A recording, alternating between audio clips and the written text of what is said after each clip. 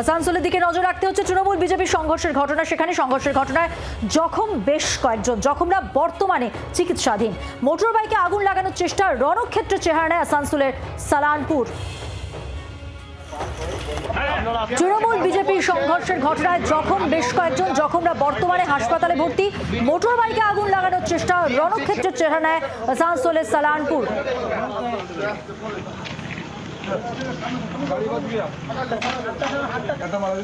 আসানসোলের ছবি আপনাদের দেখাচ্ছি। তৃণমূল বিজেপি সংঘর্ষের ঘটনা, যথেষ্ট উত্তপ্ত হয়ে ওঠে পরিস্থিতি।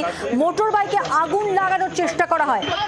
বাসুদেব চট্টোপাধ্যায় প্রতিনিধি রয়েছেন আমাদের সঙ্গে টেলিফোন লাইনে। বাসুদেব, এই যে মোটর বাইকে আগুন লাগানোর চেষ্টা, এটা কারা করে, কি কারণে এতটা উত্তপ্ত হয়ে উঠল পরিস্থিতি?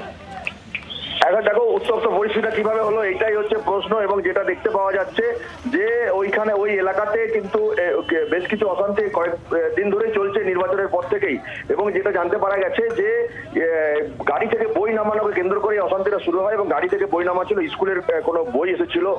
তারা নাকি তৃণমূল কংগ্রেস করে, তৃণমূল কংগ্রেসের পঞ্চায়েতের মেম্বার, তাদের পরিবারের সদস্যরা, এরকম অভিযোগ রয়েছে। এবং যারা এই প্রতিবাদ করছিল তারা ওই এলাকারই বর্তমানে নাকি বিজেপি করে বলে ইতিমধ্যে জানতে পারা গেছে। এবং এরা দুই গ্রুপের মধ্যে প্রথমে বাঘ বিতণ্ডা হয়, তারপরে মারামারি, তারপরে পুরো লাঠালাঠি হয়ে যায়। এবং একজন আশঙ্কাজনক অবস্থায় দুর্গাপুরের এক বেসরকারি হাসপাতালে ভর্তি রয়েছে। এবং প্রায় 7-8 জন মাথা ফাটা রয়েছে, আহত হয়েছে। পুলিশ সব দিক খোলা রেখেই তদন্ত করছে যে এটা পলিটিক্যাল ঘটনা না নিজেদের মধ্যে কোনো রেসারেসি বা পুরনো কোনো রেসারেসি রয়েছে সেটাও যেমন দেখছে, পাশাপাশি পলিটিক্যাল কোনো ঘটনা কিনা সেটাও পুলিশ কিন্তু খতিয়ে দেখছে। ধন্যবাদ।